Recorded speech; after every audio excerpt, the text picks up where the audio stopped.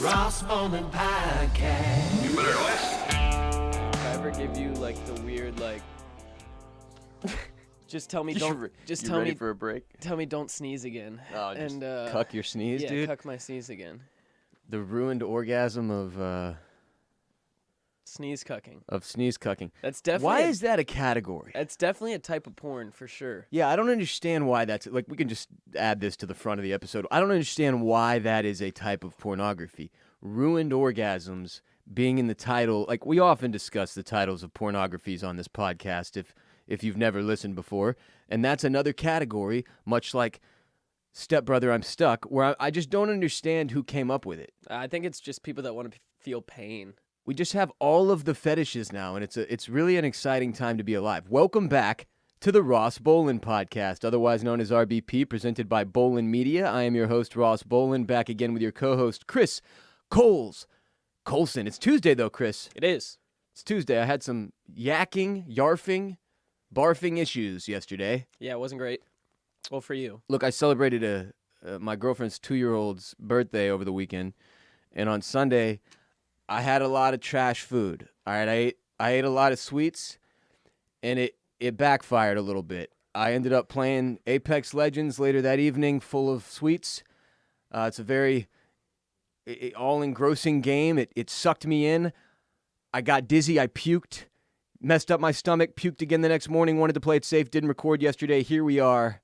And today, somehow, worse than yesterday, Chris. The dream of me being a movie theater mogul may have died this morning. Yeah. As my AMC stonks have plummeted through the goddamn floor. The ceiling is not the roof in this case, it turns out. I've said this repeatedly on social media. But it's a matter of principle for me now. It is. I will never sell these AMC stonks. I might even buy in the dip. I might too. Generations of my family will be saddled with these AMC stonks, as I have required the attorney in charge of my will and testament to pass this AMC stonk on to any living relative and require them to hold it until they die, and so on and so forth forever. In 2,000 years, Bolens will still be holding AMC. It's like how there must always be a Stark in Winterfell. There must always be a Bolen holding AMC stonk, Chris. Diamond hands, baby. Diamond fucking hands always, not paper hands like Portnoy. Great show today, a lot to talk about. Let's get into it. RBP 370 is brought to you by Shipstation. If you sell stuff online, you know how busy 2020 was. Everyone and their dog was shopping online. We're here. It's 2021. Same thing applies. It's going to be even bigger. That's why online sellers like you need Shipstation. No matter how much you sell, Shipstation makes it super easy to manage and ship all your orders with all your sales channels faster, cheaper, more efficiently. You can import orders from any sales channel, ship with any carrier using their deeply discounted rates, automate just about any shipping task. With Shipstation, you'll spend a lot less time on shipping and a lot more time growing your business. It's no wonder Shipstation has more 5-star reviews than any other shipping software. No matter what you're selling, Amazon, Etsy, your own website, Shipstation brings all your orders into one simple interface, making them really easy to manage from any device, even your cell phone. They work with all the major carriers, including USPS, FedEx, UPS. You can compare and choose the best shipping solution for you and your customer. Shipstation even offers big discounts on shipping rates. Now, any business can access the same discounts usually reserved for large Fortune 500 companies alone. You'll know always that you're getting the best deal. There's a good reason why Shipstation is the #1 choice of online sellers. Ship more in less time with some of the best rates available anywhere. Get 2021 off to a great start by shipping from Shipstation.com. Just use our offer code ROSS, and guess what? You get a 60-day free trial. That's 2 months free, no hassle, stress-free shipping. Just go to Shipstation.com, click on the microphone at the top of the page, and type in ROSS, R-O-S-S, as in the Ross Bolen Podcast. That's Shipstation.com. Enter the offer code ROSS. Shipstation. Make ship happen. Now time for some announcements and shouts. Happy birthday to Papa Struck. Thank you for all your support over the last, year and a half, I guess, on Twitch, really. We appreciate you. Have a great birthday. If you want to watch episodes of our show, you can do so on YouTube at youtube.com/BolenMedia, where every Monday and Wednesday, usually, this week Tuesday and Wednesday episode of the Ross Bolen Podcast becomes available, as well as all the oysters, clams, and cockles you can handle. Our television and film podcast here at Bolen Media, OCC as it is known, also available on youtube.com/Bolen Media. If you would like a third, ad-free, premium, exclusive edition of this podcast every week on Fridays, you can get them. at patreon.com/Ross Bolen Podcast. Come through, support the pod, and get an ad-free exclusive edition every Friday on patreon.com/Ross Bolen Podcast. Now it's time for our first segment of today's show. Piping hot sports takes. Chris, I wanted to start today's show by uniting the world of jocks and nerds. Absolutely. Are That's you our job excited? here. I'm so excited. Were you a big NCAA or Madden guy? Huge Madden 08 on the PS2 guy. I believe Vince Young, when he played for the Titans, was on the cover of that one. And Vince Young got a Madden cover? I'm like 99% sure. He was the Titans quarterback, right? I'm not making that up. Yes. Okay. In 2008, I'm like 99% sure. Just look up Madden 08 title. Wow, you're not wrong. In Let's fact, go! I believe it is actually 2008. Let's fucking go. You're I'm so stoked. absolutely spot on. Why was Vince Young on the cover of Madden? He had a Holy hell shit. of a year that year. You got to remember also, like Madden 12 had Did the he Browns. start the Madden curse, though? Probably. You've heard of the Madden curse, right? Oh, absolutely. Yeah. You know, like, well, remember that Browns fullback that got the cover that one year? I don't remember his name, but he's like a Browns legend Browns now. fullback list is deleted immediately from my mind after each season. He popped off one year and just had like the best years of his entire life, and somehow got a Madden cover, and then like was never heard from again. And I think that's when the Madden curse is like really solidified. You talking about Hillis? Yes. Peyton Hillis, right? Peyton Hillis. Yeah. But anyway, Madden 08. Another Madden curse guy there. Oh yeah, but Madden 08, secret trick. If you, I played with the Panthers, of course, always. I would take Steve Smith, put him as the punt returner, freak of nature at punt return. You're one of those guys. And then you could turn offsides off, but it would Oh my make God. it would make it to where you could just hold down the joystick like against the line, and your guy would just run in place until the snap happened. So I'll just take bust straight through the line. Yeah, I would just take Julius Peppers, like another Pro Bowl, probably future Hall of Fame defensive end, put him at the corner, and I would just sack the quarterback every single time, and I would win games like 60-0. So did you play any NCAA? I did a little, but both my parents went to smaller colleges, so college football was like never super interesting to me. So you didn't have like a school that you rooted for college football when you were a little kid or something? Not really growing up. Mine was the Aggies. In fact, my mom brought me a binder of a bunch of my baseball and football cards that I collected when I was a little kid in town this weekend. She came in this weekend. I got to see my mom. It was awesome. And on the cover of one of these two binders she brought, I had done Texas A&M Aggies art. No way. Which is like, because my dad went there. My dad was an Aggie. Both of my uncles on my dad's side, my grandpa on my dad's side, I believe my grandpa on my mom's side as well. Several cousins at this point. The Aggies are everywhere, and like as I've always said, they're a cult. They're just like, you can't kill these people. They just keep popping up. I feel like you kind of feel the same towards the Aggies as I do towards Alabama. Like my granddad's like a tried and true down south Alabama boy, like die-hard Crimson Tide fan, but like I can't pull for the Crimson Tide now, you know what I mean? No. I can't hop on that. Well, it's a little, I mean, I was states over from you. This is like a couple hours north of where I grew up, so it was even more problematic for me. But yes, they're cultish. But it is good to know that you're not a purist nerd who only plays Rocket League. The point of this very announcement is this: it has been 7 years since the NCAA dropped any of their video game titles. A lot of controversy surrounding whether or not NCAA video games should have even been a thing. Obviously, these college athletes aren't paid. We know there's never been, their names aren't on the back of their jerseys in these games, but the numbers and the look of the guys, and they're like clearly profiting from their look and their likeness. It's been a very confusing situation. Inevitably, they kind of bowed out. Again, 7 years ago is the last time we saw one of these. Since Michigan quarterback Denard Robinson appeared on the cover of NCAA Football 2014, there hasn't been a title. So the fact that they can even put a NCAA player on the cover doesn't really make any sense to me if they can't use the likeness or anything like that. Regardless, I guess that's probably one of the reasons why I got cut off. And they've announced that they're rebooting their college football series for next generation consoles. Which I'm stoked for, because I just remembered as we're talking about this that in the NCAA games you could go back and play as the mascots of college football teams, and I would go play as the Stanford Trees. Don't know if they're actually called the Trees, but they all are trees. I've done this too. And I just want to go play as the Fun Trees as hell, for like man. 4 hours stoned. Yeah, that's the move. I was never. Nobody asked, but I was never a big NCAA or Madden guy. I played a lot of 2K, NBA 2K. I didn't really enjoy the football games. That being said, I had friends who were fucking insane with this stuff. I'm talking two 15-year-olds going at each other's throats until one of them kicks the other one out of their parents' house type of shit.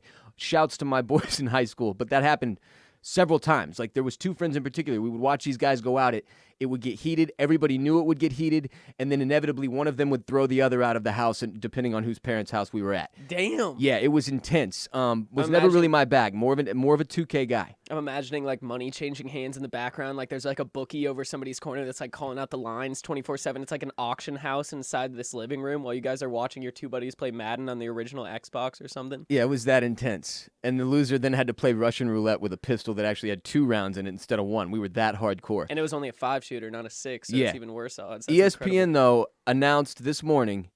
I don't know why I'm crediting ESPN with this over everybody else. EA Sports announced that they're bringing back the NCAA football series on these next-gen consoles. At this point, nobody from EA Sports has committed to when the game could return or even a date to announce a launch date. It's just considered to be like a commitment for the game to return at some point.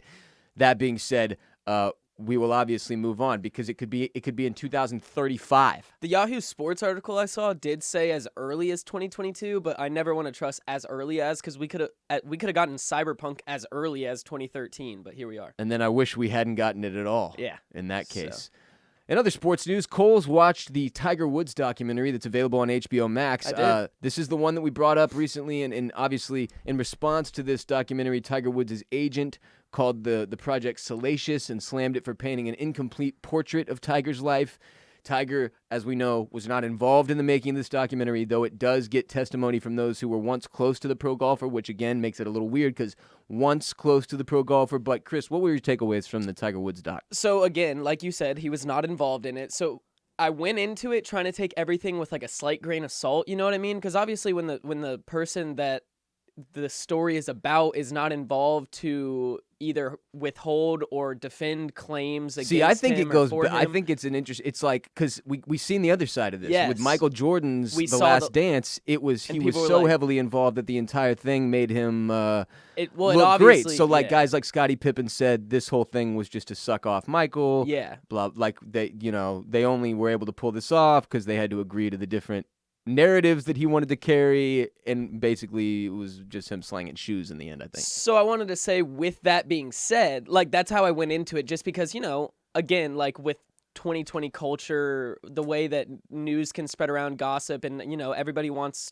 clickbait, everybody wants to be the next big And thing. everybody's trying to crank out these docs, man. But regardless, the way that this is laid out and the cast that they pull together for these interviews, like for example, the Tiger's kindergarten teacher, Tiger's very first girlfriend in high school, Tiger's first public mistress, the one from New York, that would they got the advertising director for Nike when Tiger came on. They got all of the people that were a part of his rise and that he slowly and strategically kind of removed from his life over the years to discuss the rise of Tiger Woods. And when it's laid out the way that it's laid out, it all just, it makes sense. It all makes absolute sense. He's a human being. He's an absolute competitor at his core, and he may be one of the best competitors, if not the best competitor of our generation. No joke. The man has a drive like no other. The fact that he won a major on a fractured leg with no ACL is incredible. But you can see that he was built by his father. He was designed to be that way. His father was less of a... speaking to his father, the Lord God Almighty? Earl Woods. No, Oh, Earl Earl, Woods. Earl, Yeah, Earl. Earl. His father had him hitting golf balls at 2 years old. Like his father was more of a friend to him than an actual dad, in the sense that for example, they would go out on the course and It was a complicated relationship. It was a complicated relationship, absolutely. But he held his son to a standard higher than just being the best athlete of all time.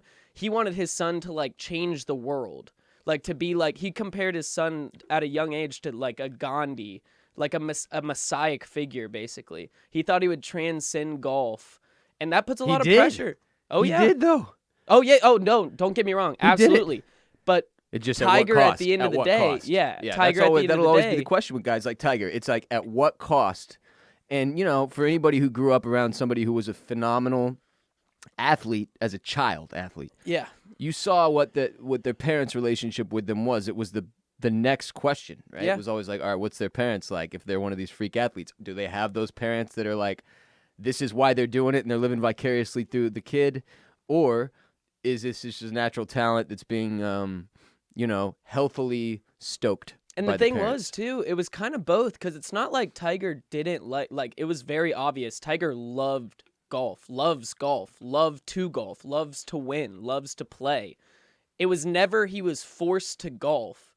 It was just that, like, for example, his parents had a very large hand in him breaking up with his first girlfriend because she was distracting him from golf and things like that. So it's when you can see the reasons behind the things that led to the quote-unquote fall of Tiger Woods and then his rise again in 2019. Yeah. But it all kind of comes back around to the idea that as a society, a lot of people want to see the person at the top fall, and then a lot of people, the same people that wanted to see him fall, wanted to see a redemption story from him as well 2 years later when he was at the bottom. It is always one of the more interesting commentaries on American obsession with pop culture and celebrity culture is that we tear down, we seem to have this desire to tear down Yeah. those who go the highest. And then, like, as you said, in this case with Tiger, it was like the same people, a lot of them, that were rooting for the fall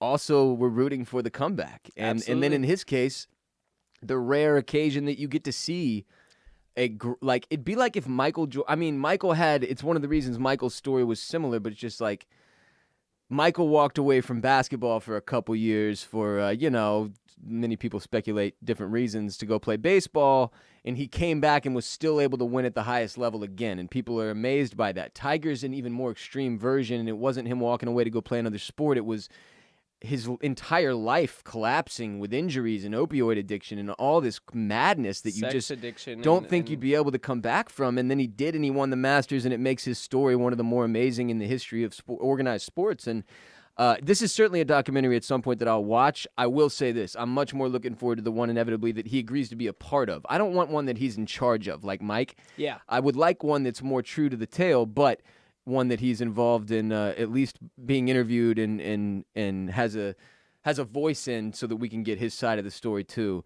But until then, I'll just find a good time to watch this 2-part documentary on HBO Max. It's just called Tiger. I definitely recommend it. I mean, I think each episode was like an hour and a half or something like that, so it's something you can easily knock out in a weekend. And I mean, it's definitely got the nostalgia trip at the end of it. It's just great to see.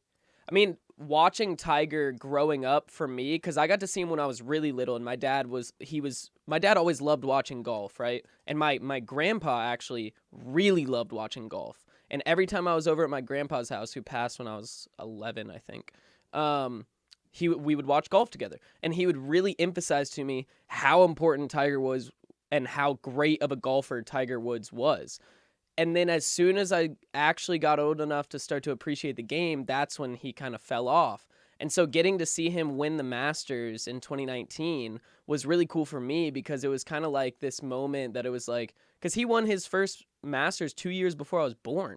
So it was like this moment where I got to see like this legend of golf kind of come to fruition, sit back on his throne, you know what I mean? Yeah, absolutely. And kind of like I got to see the Tiger Woods that everybody had always talked about. Yeah. So it was really, we all got to see it one more time. That was Yeah, the beauty of it. it was incredible. That was the beauty of it. In other sports news, LeBron got into it with another fan last night. It was a 25-year-old white chick wearing the most sparkly and annoyingly shiny dress ever made. Shouldn't have even been allowed in the building in that dress at all, frankly. Dudes are in here trying to make shooty hoops. I don't know how you can shoot a free throw when like the entire arena is being Disco illuminated by this one 25-year-old's dress who looks about 40, if truth be told. Her yelling out that she's 25 in the first 20 seconds of her TikTok rants that have since gone viral, unbelievable. They might be Instagram stories. No, I don't really give a shit. But this chick, the ultimate just like shitty sports fan, right? She's there with like her roided up boyfriend or husband or some shit. She's 25. She's wearing the most obnoxious thing she could find. In COVID times, they've got fans courtside. I can't remember which city this is in, Atlanta. but people are very upset. Atlanta, thank you. The Hawks. It's a Hawks game. Yeah. Okay, and she's courtside. It's COVID. There's limited people allowed in the stadium. People can hear what you're yelling.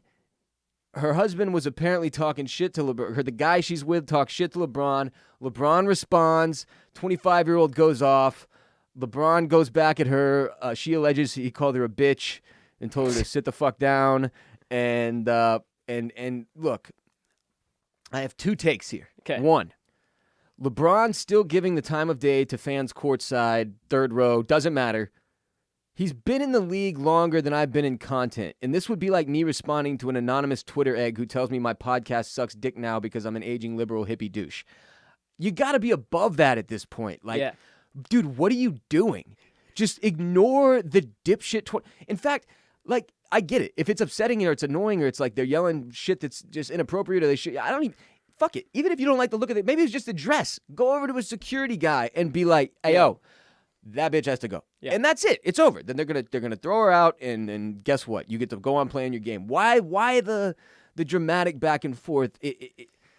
Yeah, because now this girl's got so much clout from this. That's too. the thing. She's been You thrown give up her- on like the Barstool Instagram. You give her a platform. Because now there's like two narratives to it. And honestly, both of them are kind of hilarious. I actually thought that her husband was a player for the Hawks at first, and I was like, okay, that's kind of like ride or die. Like, fuck yeah, that's a little dope. Like, if LeBron was like John off to her husband on the court, and she just stood up and like bitched out LeBron, but for him to just be some random other courtside dude, like. You have no right at all to be jawing off to a professional basketball player when all you did was pay money to sit there and watch the game. Doesn't make any sense to me at that point. But now people are like standing this chick. But then you have another narrative on the other side, which I think is fucking hilarious, that LeBron kicked out this white bitch on the first day of Black History Month, which is very, very funny and kind of ironic. And it's just so funny. Yeah, Everything around it is fucking hilarious. Can I read this quote from LeBron, though, on what he said about the situation? No. Okay. Yes, obviously. I love the fans, but I don't take that kind of talk from anybody. There's a line that should never be crossed. She came at me with blatant disrespect, so I told them to sit their ass down. I thought I was talking to a father and a daughter until she started calling him husband. I was stunned. Yeah, I mean, it's like, I understand everybody has the things that drive them, and I think LeBron's one of those dudes that he like harnesses this type of shit and he uses it to like fuel him. But I'm like, I don't know, man. You're a grown-ass man. You've got, like, kids and shit. Like, what do you give a fuck? Like, just get the lady thrown out, and then let's all just move on. It just doesn't make sense. And then, of course, there is the side of it that's like, this woman and her husband are an example of something that I hate that it exists in sports, but it does. If you buy the tickets to the event, do you have the right to just yell whatever you want at the people on the court or on the field? I mean, the answer is obviously yes, but also they have the right to remove you from the event based on what you yell. And also, I do think it's a bit different when it's very limited venue and you're courtside. That's like being heckled front row at a comedy show. Like, you're getting tossed. Yeah. You're getting tossed. Yeah. Like, look, we've been talking a lot about this. If you come into my house, you abide by my rules. Yes. If you use Facebook, Zuck is in charge. If you use Robinhood to invest, Robinhood is actually in charge of everything you have on there. Like, you don't have a ton of rights that you're assuming you have. If you buy tickets courtside to go to a basketball game, you have to agree to whatever that building's rules are. And it's like you go up in exclusivity. You pay the big bucks to sit courtside. It's like you're sitting in a box. You can't be a Bills fan with paint on your chest, shirtless, sitting in like third level upper bowl. You know what I mean? If you're paying the big bucks to sit in an exclusive area, you abide by the rules. You abide by the mannerisms. I mean, no matter where you are. It doesn't matter if you're paying the courtesy. big bucks, the small bucks, and often it's the people paying the big bucks who feel like, oh, well, because I've paid so much, I have the right to act like a total and utter psychopath. And unfortunately for these socios, that is not actually the case. But anyone that would go to an NBA game that isn't in the finals, I mean, that isn't a Game 7 in the finals, wearing that dress just doesn't belong in the first place. There should be some type of screening process for buying NBA tickets at this point. Also, the Rockets have won 6 games in a row. And James Harden, who? If you've enjoyed these piping hot sports takes, you'll certainly enjoy our sponsor, MyBookie. Oh, wow, coincidentally, RBP370 is also brought to you by MyBookie. The Super Bowl is coming up. Everybody bets on the Super Bowl. Who doesn't bet on the Super Bowl? You've waited and watched all year. Now we've got 2 teams left.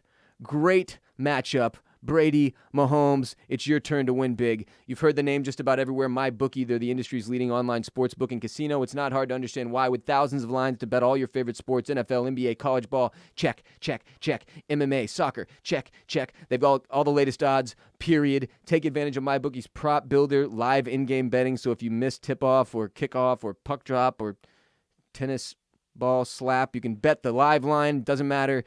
Every single run, throw, and touchdown is another chance for you to put cash in your pocket. You can visit their mobile-friendly website today and get your deposit matched halfway up to $1,000. Just use the promo code RBP when you make your first deposit on MyBookie.ag. The best part is they make it simple with a variety of ways to get your deposit in instantly, including credit card, bank transfer, Bitcoin, and more. Whether you're at home or on the go, on your laptop or your phone, it's not too late to make money and get paid today. Bet, win, get paid at MyBookie.ag. Use the code RBP when you sign up for that deposit bonus. Stipulations apply. MyBookie.ag. Use the code RBP today. Next segment. Grab your light. This is Stuff the Wikipedia when you're high. Stuff the Wikipedia when you're high.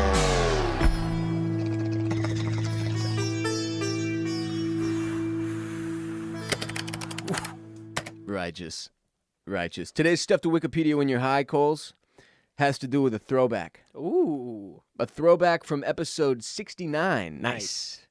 Which it was a subject that Micah and I, the OG co-host of the Ross Bolen Podcast, actually covered. The Dyatlov Pass Incident. Many of you may remember it. Dyatlov is how you spell Dyatlov.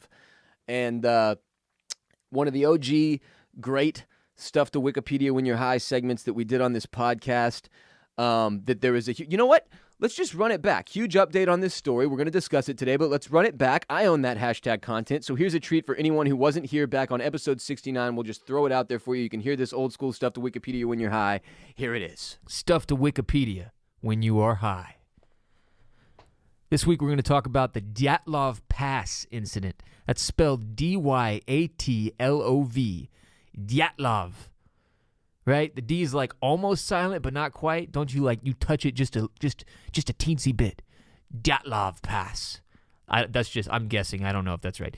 But the Dyatlov Pass Incident refers to the unsolved deaths of 9 ski hikers in the northern Ural Mountains in the Soviet Union, obviously now known as Russia, between February 1st and 2nd, 1959. This was a highly experienced trekking group. All of these people, all 9 of them, were from the Ural Polytechnical Institute, which is the biggest technical institute of higher learning in Russia. It actually goes by a different name now. I will touch on that later. And these 9 people had established a camp on the slopes of the Kholat Siakl, I can't pronounce this fucking word, a mountain. On the slopes of a mountain in the northern Ural region of Russia, in an area that is now named after this group's leader, Igor Dyatlov. Igor was a 23-year-old radio engineering student at Ural Polytechnical Institute. It's now called Ural Federal University. That's what it is. And he assembled a group of 9 other hikers for this trip, most of whom were fellow students and peers at the school. Each member of the group was experienced. They were all grade 2 hikers with ski tour experience. They would be receiving grade 3 certification upon their return, which at the time was the highest possible certification available in the Soviet Union. And it required candidates to traverse over 190 miles, which is a lot. This expedition's goal was to reach Otorten, which is a mountain 6.2 miles north of the site where this incident took place. We're going to get to the incident, just for the record.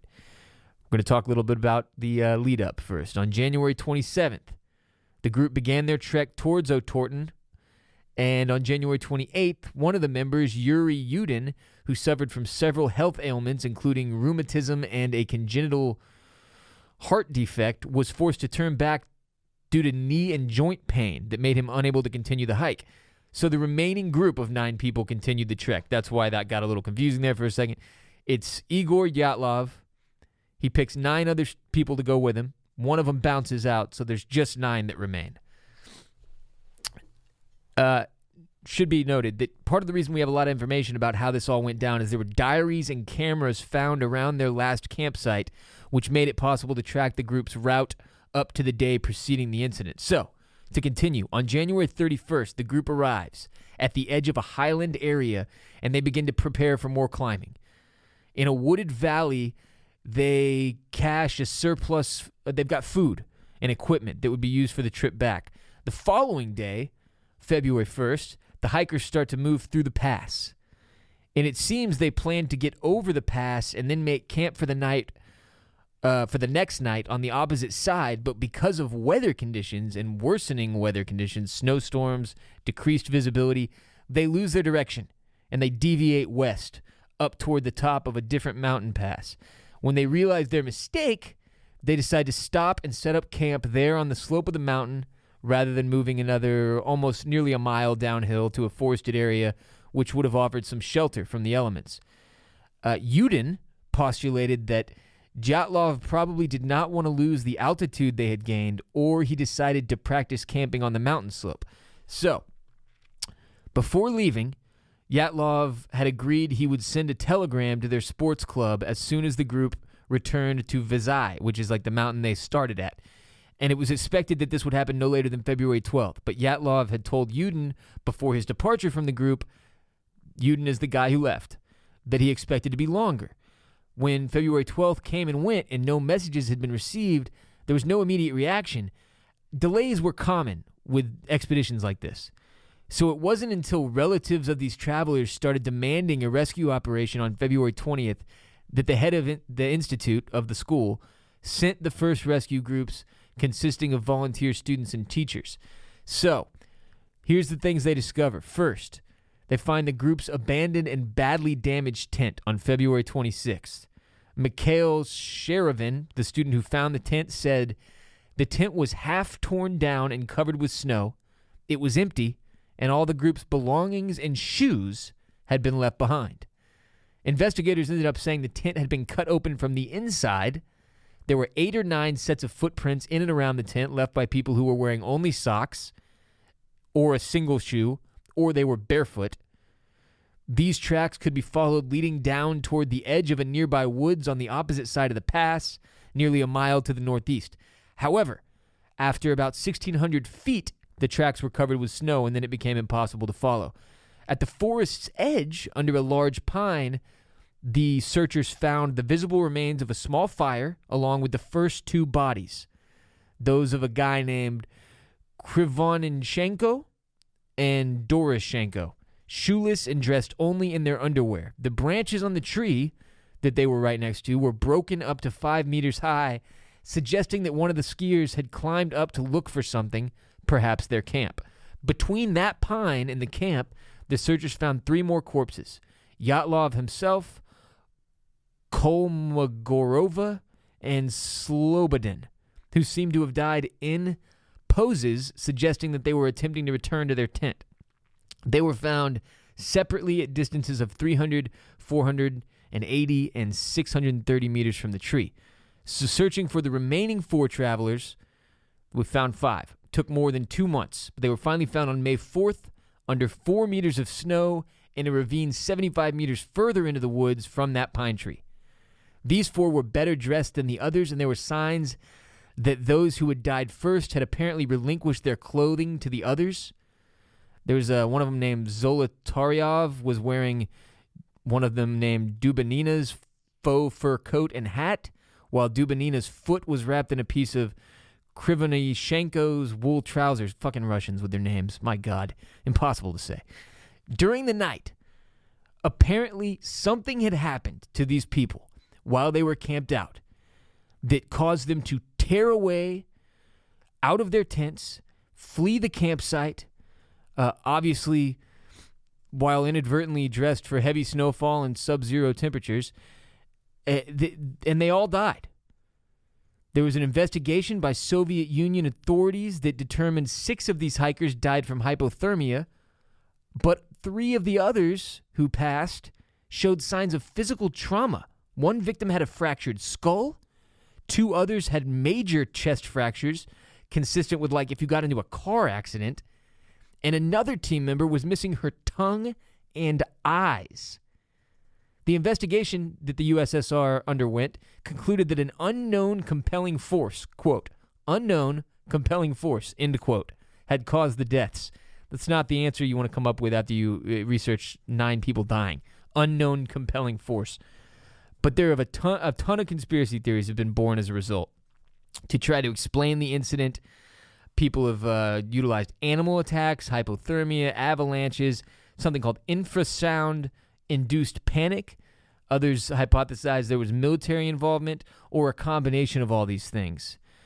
The one that caught my ear here was the infrasound-induced panic. And this is a hypothesis popularized by a guy named Donnie Icar. He wrote a book in 2013 called Dead Mountain, which is what the name of the mountain they were found on translates to in English. And his theory is that wind going around the Holotakal mountain created a Kármán vortex street. These are all nerd things, which can produce infrasound capable of inducing panic attacks in humans. And according to his theory, that sound generated by the wind as it passed over the top of the mountain was responsible for causing physical discomfort and mental distress in the hiking group. He claims that because of their panic, they were driven to leave the tent by whatever means necessary. They fled down the slope. By the time they were further down the hill, they were out of the sound's path and would have regained their composure, but it was dark. They couldn't return to their shelter, and the traumatic injuries suffered by 3 of the victims were the result of stumbling over the ledge of a ravine in the darkness, landing on rocks at the bottom. There are others who believe this was a military accident that got covered up. Apparently, there are records of parachute mines being tested by the Russian military in the area around the time the hikers were there. Parachute mines are what they sound like. It's a mine attached to a parachute, detonates a meter or two before it hits the ground, and produces similar damage to those experienced by some of the hikers. Heavy internal damage, very little external trauma. So, the too long didn't read there. 9 hikers, led by one Igor Dyatlov, all these college students, they go hiking. They all get found dead. Mysterious circumstances. Lots of strange theories about what could have happened. None of it's ever been solved. After they were discovered, after the corpses were discovered, that region of the mountain was closed off to expeditions, and hikers for 3 years. Was totally inaccessible. But now it is accessible again. There are a ton of creepy photos of these people, of the bodies, of them before they died, hiking all over the place. Anytime there's one of these mysterious, like, nature disappearances, the most interesting part is always the photos and video that were taken before the accident, right? There's a ton of that online. Obviously, I can't speak it into your brain, but you need to go look at these. The photos are crazy. So Google it, Dyatlov, Dyatlov Pass Incident. Check out the photos. Read a little more into it if you'd like. It's very creepy. I mean, with all things like this, there's somebody that theorizes aliens were involved somehow. And you can go further down the rabbit hole of all the theories that exist on the interwebs. And that was it. That was our stuff to Wikipedia when you're high. It's crazy. And I will never, ever, ever, for any reason, attempt to hike up a mountain. Like, to for real climb a mountain. I'm talking like an Everest situation or Kilimanjaro or K2 or whatever. I'm not doing that. I feel like every story I hear about people trying to climb a mountain ends in tragedy or death. I'm out. I read Into Thin Air like 3 times when I was a kid. I'm out. Okay, so that's the OG mystery right there, which as of last week, has apparently been solved. At least this is the closest to being solved that's been so far. And even more insane than it being solved or whatever really is how did they solve it? How it was solved. Yeah. Is the crazy part. This story is available in all types of different places. Chris and I were reading about it on Nat Geo, nationalgeographic.com. But basically, Chris, some scientist who became interested in solving the Dyatlov Pass incident mystery, Sure. who had seen the movie Frozen and was obsessed with the way the snow moved in their movies, Classic, of course. met with the creators of Frozen Absolutely. and was like, do you want to build a snowman? Yep. And they said, Yes. oh, wow. Okay. And that dude, using their technology that they used to make the movie Frozen with the creators of Frozen, made some kind of a simulation situation that helped them figure out what may have occurred. What was it, 60 years ago? Something like that? Yeah. 62, I believe. Dyatlov Pass Incident 1959. that had Wait, so you're occurred? saying they got killed by a snowman? Yes, they were murdered by vicious, Man-eating snowmen? That's fucking abominable snowmen. That's dope, Is what dude. it turns out happened. And were the names the same as the movie? Was Elsa there? No Elsa in this Okay. one, I don't think. Kristoff? The deer? No Kristoff either. Damn. No. All right, well, this is way less fun than Frozen. Yes, but what actually did end up happening? All right, so basically, the finalized conclusion is that it was a very, very small avalanche. An avalanche that was only about 16 feet long, about the size of an SUV, right? So, tiny avalanche. It was so small, in fact, that when researchers first arrived on the site back in 1959, the snow looked very normal, and the bodies were just extremely spread out with rips in the tents. And the thing that ruled out an avalanche is most people die in an avalanche of asphyxiation. They suffocate because they can't get air. Right. All of these people that were at the campsite, the 9 people there, had traumatic injuries. Some people had skull fractures, broken limbs. One person's eyes were missing. Right. Bizarre injuries. So compared to normal avalanche aftermath, it looked much it more... was too violent. Yeah, too Like, extreme. too specific, all these random things like you just mentioned. So the avalanche theory, which was initially proposed in 1959, most people rejected it. Yes. So basically, to put it very, very simply, very high winds and recent snowfall created very specific conditions that caused a blockage of basically snow and ice to move violently downhill over the campsite. And the thing that caused these traumatic injuries is the students that were out there had set up their tents on top of snow skis. And so using data from a 1970s GM automotive test on crash test dummies Right. using cadavers. That they were using, they were figuring out how to make seatbelts. Yeah, figuring out how to make seatbelts, they discovered that if the impact was on something rigid, it did way more damage to bone structure. Right. So because this avalanche hit the students on top of their skis, it caused all these traumatic injuries, fractures, but it wasn't enough to kill them. So they probably all wandered off trying to survive with no clothes, their tents ripped apart, their their belongings spread out everywhere. Eyes popped out and Eyes shit. popped out, yeah, wandering around until they died, and that's why they found these More 9 spread people out. spread out everywhere with these bizarre injuries. But yeah, so basically using, cadaver tests in the 1970s and animations and simulations from the movie Frozen, they've come up with a very, very solid hypothesis on how this happened. Yeah, the entire thing is wild. Obviously, it's just the latest break in what has been a over 62-year mystery at this point. You can read the entire column on National Geographic. Has science solved one of history's greatest adventure mysteries? The bizarre deaths of hikers at Russia's Dyatlov Pass have inspired countless conspiracy theories, but the answer may lie in an elegant computer model based on surprising sources. Frozen. We spoiled that one for you already. But it is wild. Very cool story. Highly scientific and lots of data points if you want to get in there and dig deep yourself. It was funny. The scientists are talking about how a lot of people don't want to accept the theory because they want it to be something more than an avalanche. They wanted aliens. An avalanche is too boring. They wanted aliens. Yeah, they wanted something paranormal or, something like that. But alas, 16-foot avalanche. Who would have thought?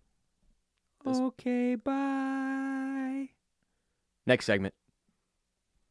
Tuesday mental health message. So typically we do these on Monday.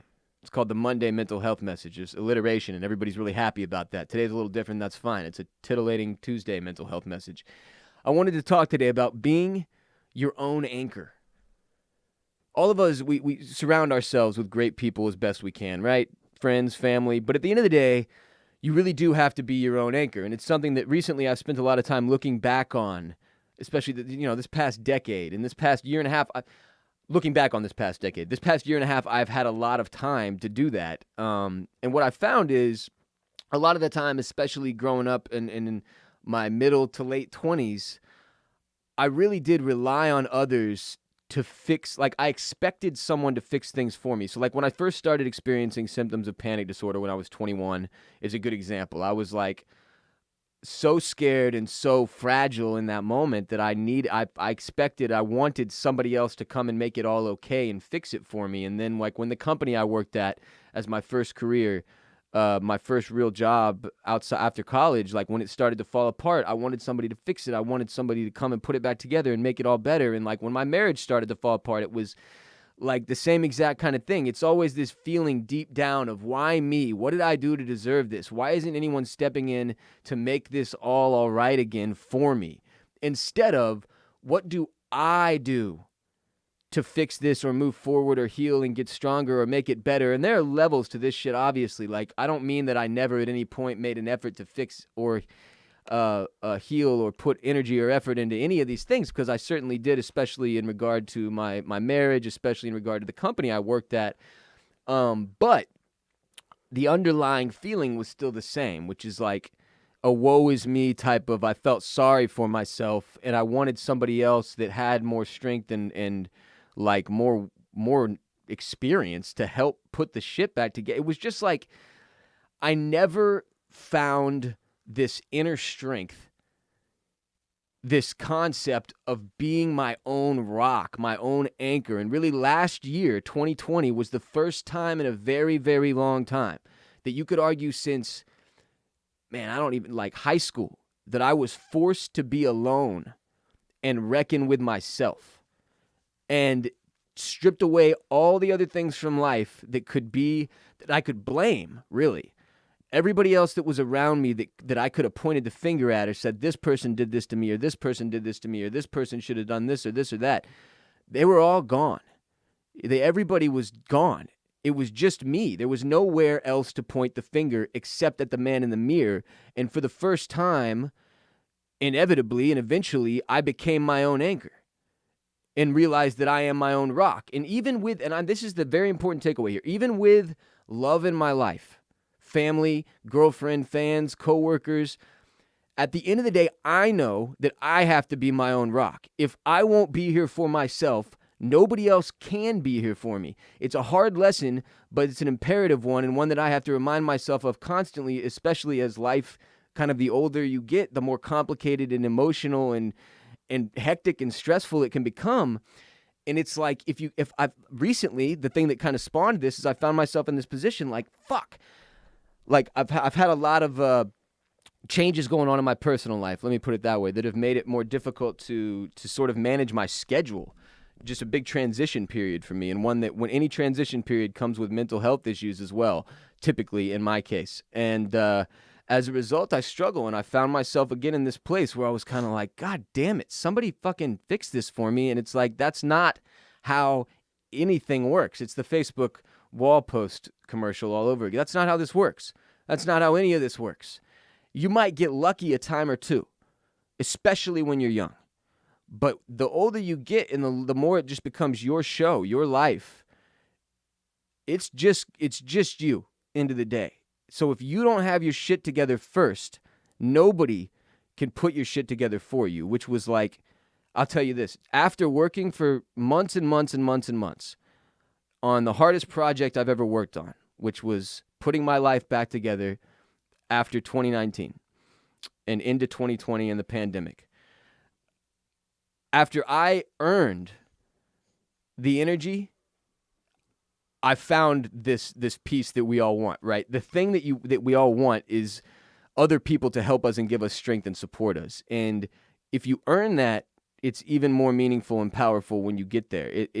You may get lucky a time or two in life where somebody falls into place for you and can like prop you up or hand you something or give you grace. But like, end of the day, if you don't have your baseline, your foundation set for yourself, that will inevitably fall through too.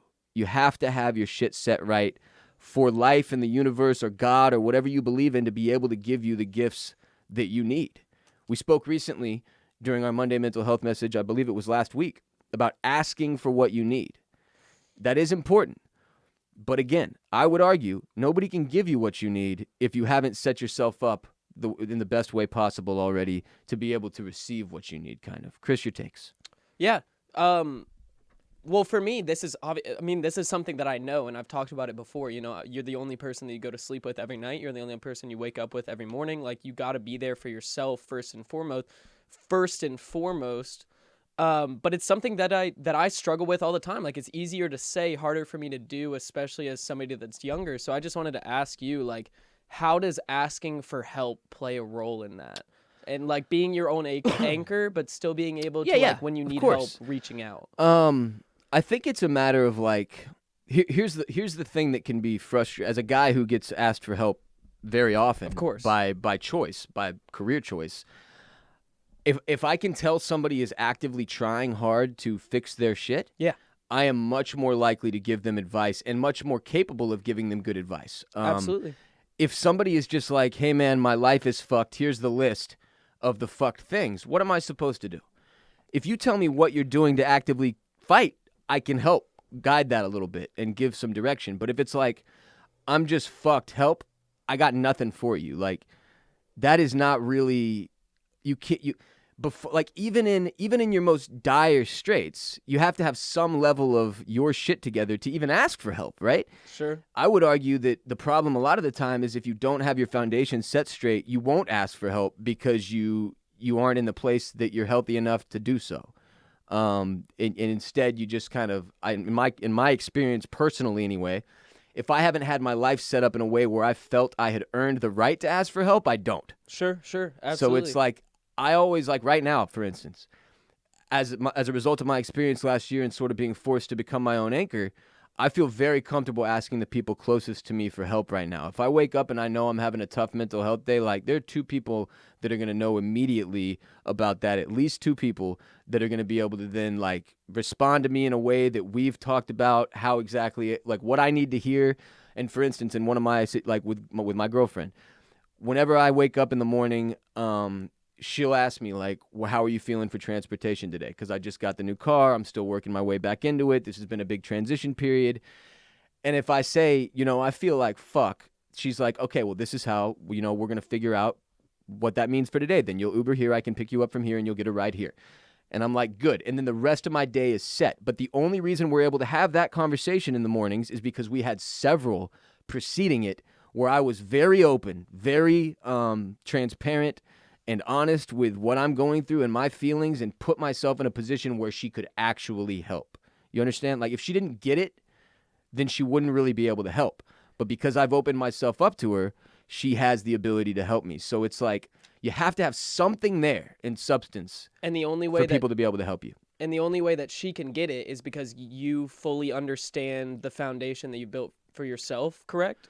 Like, the only way, because the only way I can ask her for help even properly is because I have an understanding of myself and a foundation that I've set for me, and I am my own anchor and have my own strength that I can then ask. Like, if without that understanding, yeah, because you fully understand that. Yeah, it's too. Got you. It's too broad. It's like, there's just, what I mean is there's work you have to do yourself before Absolutely. anybody else can help you. That's kind of the end of the day lesson, I guess. And then later down the line, it turns into this anchor situation where you really can develop this inner strength.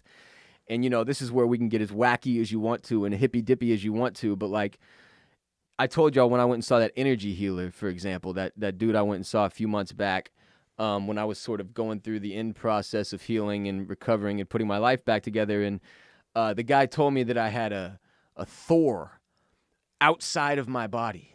And I was like, sure, crazy man, a Thor with a hammer. That sounds great. Outside of my body. Interesting. Okay, here's $100. I'll see you never. And then, like, 3 weeks later, it clicked what that meant. And I was like, fuck. The dude was exactly right. And it's generic. It's kind of like when if you called Miss Cleo and she's like, something good will happen to you today. That's not a Jamaican accent, but I'm glad I didn't go for it because that's probably appropriation on some level.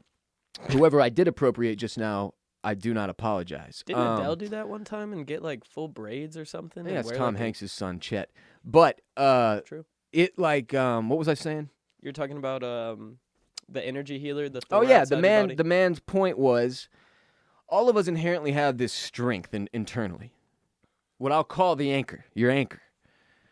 And if you go through something traumatic or unfortunate or heartbreaking or painful or whatever, you can sort of lose yourself, your inner strength, your self-esteem, that thing that makes you can sort of dissipate.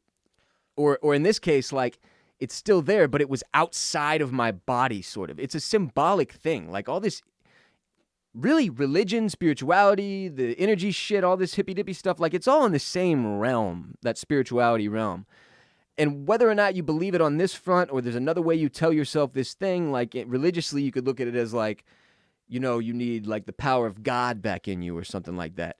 But in this case, just from an energy standpoint, it was like I had lost my inner strength. It was removed from me, and I was going to have to earn it back, work for it, get it back, attain Thor again. Yeah. And I feel like over the past month, I've really just now started to get there. And so that dude had told me even, he said, you'll know when it's time for your next appointment. He wasn't like, let's make another one right now. I want more money. I was like, this is weird. Most of the time, you in a psychiatrist appointment, bro, the fucking first thing going down is they're making your next appointment before you get off that phone or Zoom meeting or out of that office, because they want to make sure they get that next check. Sometimes they'll do it at the beginning. Like, all right, you want to go ahead and just like knock out your next appointment? Let's just go ahead and get your next 17 appointments on the books just, right now. Yeah, get them set you up. want to quick. go ahead and prepay? That'll be $4,600. We'll you want to go ahead and prepay? 50%. We'll give you a 50% discount on the first deposit if you give us your second deposit right now.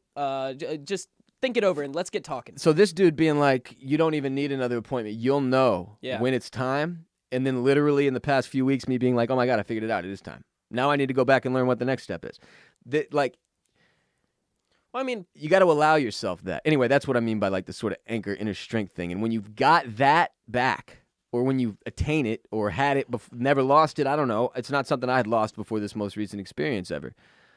Man, it's a weird feeling. Yeah. Well, I think humans innately have this like inner, and again, this is where some people might see this as more like woo-woo, spiritual, whatever. This is my personal beliefs. I do believe that humans have this internal intuition and drive and strength that society kind of slowly grinds out of us, that we kind of lose touch with, this like inner connection. And like in Christianity, it's viewed as, you know, you have the Holy Ghost inside of you. For me, I think it's like you have a bit of the divine inside of you, and it's our job to connect it with whatever's out there in nature, the upper universe, the energy of the universe, whatever you want to call it, the divine. We all kind of derive our beliefs from this idea of connecting ourselves to the world around us. And I think step one to that, like you're saying, is you have to look inward and you have to figure out what your foundation is before you can offer your full strengths to the world around, basically. Yeah, I agree. It's just sort of this weird feeling it out situation in life difficult. Where, you know. And it's a lot of, for me, it's just a lot of questioning. It's a lot of why do I believe what I believe? Like, am I like to... It's just questioning, well, especially at being 21, being on my own really for the first time. It's a lot of discovering, do I believe this because I was taught to believe this, or do I truly believe in this? You know what I mean? And I'm doing that, man. Yeah. Like at 33, I've been, like last year was a lot of that. It's like... so is the foundation consistently kind of being remodeled and rebuilt and stuff like that? No, Or do you have to stick to a core? No, That's where especially at this time in your life, like when you're really young, is the hardest point, because it's like coming out of childhood into adulthood, and then really that looking very different for each individual human being. Like in my case, I've spoken to it many times. I really don't feel like I became an adult until I was like 30 years old. Like I quit drinking, and that was the first time I had like a full responsibility and understanding, and was present enough in my own adult life to really be an adult. And like, historically, it's so weird looking back on my life and what I thought adulthood would be and when I would attain it. And like, you know, there's religiously people who become an adult at 14 and shit like that. Sure, and it's like, sure. 18, you can go fight in a war and vote. And in some states, you can have sex with adults at 17 and shit. It's like, I wasn't an adult until 30 years old. And so it's to answer your questions, yes, it is a constant reshuffling. It is like each stage of life, and they're pretty distinct. And it's harder to see them when you're younger, but the older you get, the more distinct you can look back and see these phases. Like, of I was a course. fucking child. Oh, I was an adolescent. Oh, I was becoming an adult. Oh, I was this. I was that. Each phase of life presents another challenge of anchoring yourself, finding that foundation, sort of rebuilding it. I mean, like I just went through another one where Absolutely. had to rebuild my foundation all over again. And it's like, it is a constant reshuffling, but not, I don't like those two words together because it makes it seem like there's never any steady, and there certainly is. There is big steady, and I think the phases in the big steadies become longer the older you get and the more you've worked at it. I said remodeled kind of intentionally in the sense that, like, you know, you're leaving. There are always going to be parts of you that are unchanging, that are just you. Like, that's you at your deepest cores. But I think, you know, those values and pillars on the side, at least from what I've seen throughout my life, those things are constantly questioned and changed. And everybody's, et cetera. you know, there's a great line from The Sopranos, one of the episodes we just watched, which we're covering on Oysters, Clams, and Cockles, our TV and film show's Patreon page. If you're interested, go listen to OCC wherever you listen to RBP. But Christopher's explaining to Paulie, two of the characters are talking. One of the younger ones is explaining to one of the older ones. He's saying, where's my arc? In storytelling, a guy starts here, something happens to him, he ends up here.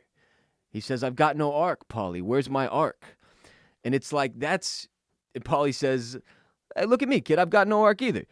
He's like, I was born, I grew up, did some time in the Army, a couple more years in the can, and here I am, half a wise guy. And it's like, it's just that it's an ever expanding challenge that life throws at you. Like, finding your storyline, your arc, and you'll think it's this, and it won't be even close to that, and it'll change. And like a decade later, you're looking back at your old arc, and you're just like, what the hell was that? And it's just fucking, like, it's different for everybody, and at different points in life, different people find different arcs.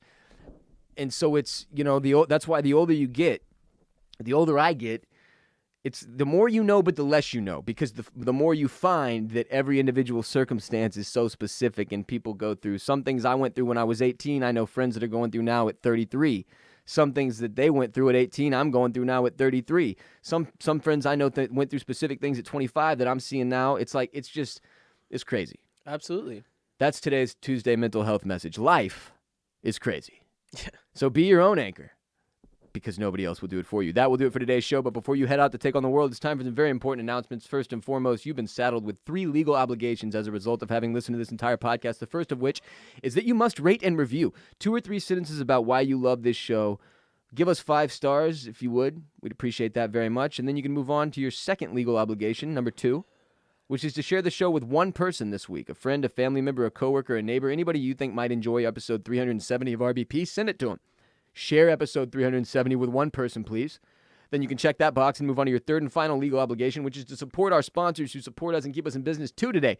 Shipstation.com. Click on that microphone at the top of the page. Type in Ross. Get your 2 months free of no hassle, stress-free shipping. And then, of course, MyBookie.ag for all your sports betting needs at MyBookie.ag, where you use the code RBP when you sign up for a halfway deposit.